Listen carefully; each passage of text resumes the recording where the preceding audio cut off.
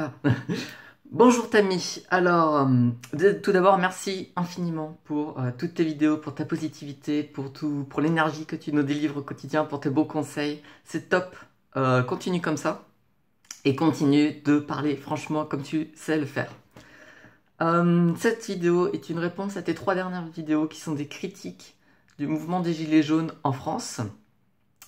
Et en gros, essentiellement, qu'est-ce que tu dis? Tu dis que il ne faut pas se reposer sur nos politiques, sur nos hommes politiques pour améliorer notre vie, qu'il faut prendre notre propre vie en main, qu'il faut s'enrichir, qu'il faut mettre en place des actions pour s'enrichir.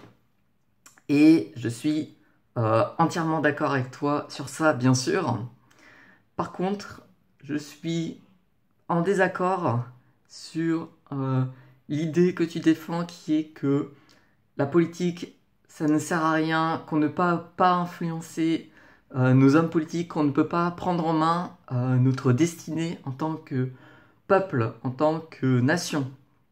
Et ça, c'est faux, c'est faux. L'article 3 de la Constitution, qu'est-ce qu'il dit? Article 3 de la Constitution française, qu'est-ce que ça dit? Ça dit le peuple est souverain et exprime sa souveraineté à travers ses représentants. Le peuple est souverain et nous exprimons notre souveraineté à travers nos représentants.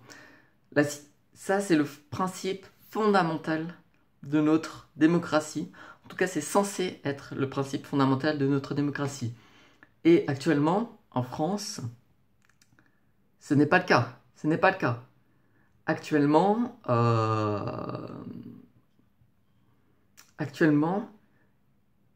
nos représentants ne nous représentent pas. Nos représentants ne prennent pas les bonnes décisions pour le peuple français. Et c'est contre ça que lutte le mouvement des Gilets jaunes. Le mouvement des Gilets jaunes, c'est le mouvement d'un peuple qui veut reprendre sa vie en main. C'est le mouvement d'un peuple qui veut reconquérir ou conquérir la souveraineté de notre pays. Alors qu'on s'entende bien, moi je suis pas en train de blâmer nos hommes politiques. Enfin, un petit peu, mais je sais très bien que l'héritage, que notre situation politique actuelle, c'est un héritage. C'est un héritage qui nous vient du passé. C'est une amélioration par rapport à ce qu'il y avait avant. Mais c'est une situation qui peut encore être améliorée et il y a énormément de choses à améliorer dans notre système politique actuel. Et donc voilà, effectivement, le mouvement des Gilets jaunes exprime un ras-le-bol du peuple. Il exprime un désir de souveraineté qui est plus fort qu'il n'a jamais été en France. En tout cas, moi, c'est comme ça que je le comprends. Et c'est un mouvement politique, c'est le mouvement d'un peuple qui veut reprendre sa vie en main. Voilà, et donc toi, ce que tu nous dis, c'est que la politique, ça ne sert à rien. En gros, tu es sceptique, tu es un sceptique politique. En gros, voilà, tu exprimes un scepticisme politique. Et moi, je suis fondamentalement pas d'accord avec ça. Concernant le business, concernant l'enrichissement personnel, concernant la prise, notre, concernant le fait de pouvoir prendre sa vie en main, qu'est-ce que tu nous as dit dans plein de vidéos, tu nous as dit que d'un côté, il ne faut pas croire les vendeurs de rêves, et effectivement, c'est vrai, et d'un autre côté, il ne faut pas écouter les sceptiques, ceux qui pensent qu'on ne peut pas changer les choses, ceux qui pensent qu'on ne peut pas reprendre notre vie en main, ceux qui pensent qu'on ne peut pas s'enrichir. Voilà. Donc effectivement, c'est vrai. Mais effectivement, c'est vrai. Et tu nous dis ça sur le plan personnel, sur le plan individuel. Il faut reprendre sa vie en main. Mais il y a aussi le côté politique, le côté collectif, le côté...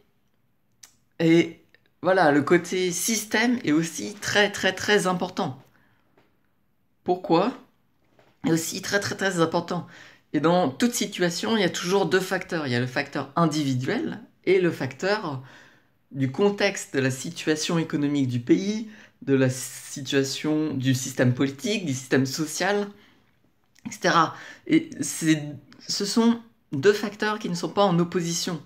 On n'a pas besoin d'opposer le fait de bosser, le fait de bosser dur pour améliorer sa situation personnelle et le fait de bosser dur pour améliorer notre situation collective. C'est deux choses qui doivent s'emboîter, qui sont complémentaires et qui sont essentielles dans notre vie commune. Donc voilà.